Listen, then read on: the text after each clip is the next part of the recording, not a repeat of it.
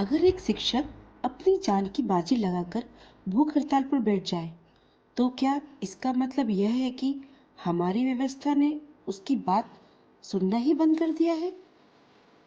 एक ऐसा इंसान जिसने लद्दाख की बर्फीली वादियों में हजारों बच्चों की जिंदगी बदल दी, एक ऐसा शिक्षक जिसे पूरी दुनिया थ्री इडियट के रेंचों से जोड़ती है, लेकिन आज वही इंसान अपनी मांगों के लिए भूख हड़ताल पर बैठा है। आखिर कौन है सोनम वांगचुक? क्या सच में आमिर खान का रेंचो उन्हीं से प्रेरित है?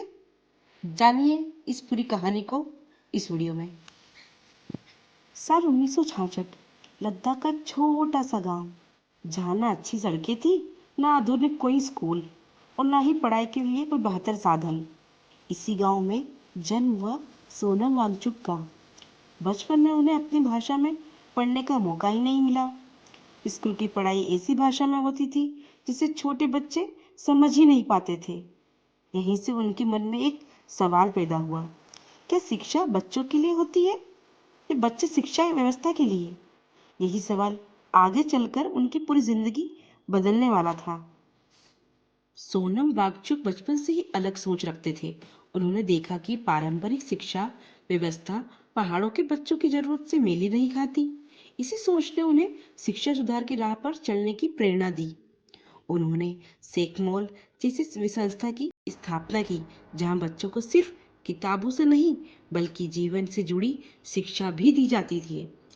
पर्यावरण, विज्ञान, आत्मनिर्भरता उनके मॉडल की पहचान बने। क्या थ्री इडियट का किरदार उन्हीं से प्रेरित था?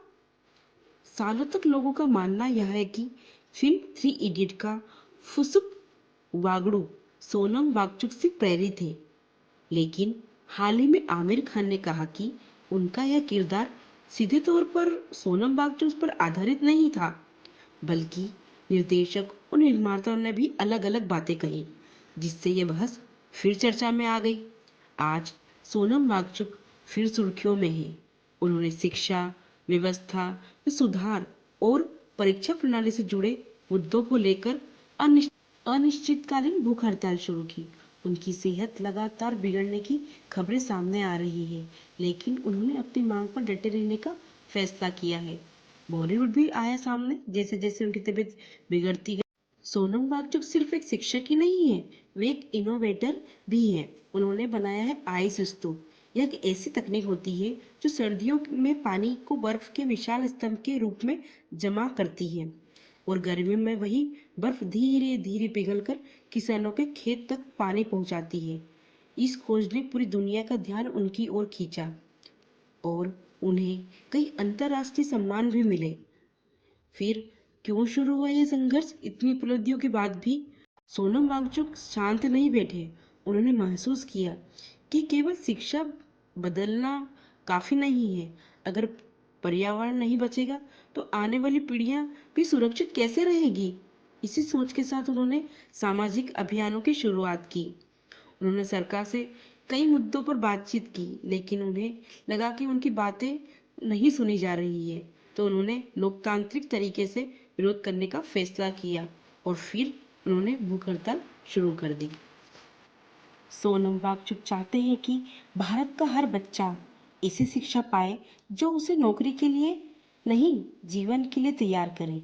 वे चाहते हैं स्कूल की बच्चों की शिक्षा ऐसी हो, जिज्ञासा वाली हो, जो उन्हें आत्मनिर्भर बनाए।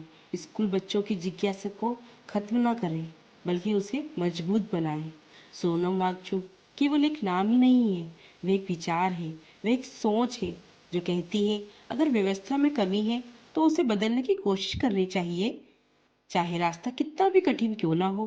लेकिन सवाल अभी भी है, क्या उनकी आवाज सचमुच बदलाव ला पाएगी, या फिर ये संघर्ष भी इतिहास की किताब के पन्नों में अधूरे रह जाएंगे और ये कहानी अधूरी कहानी रह जाएगी।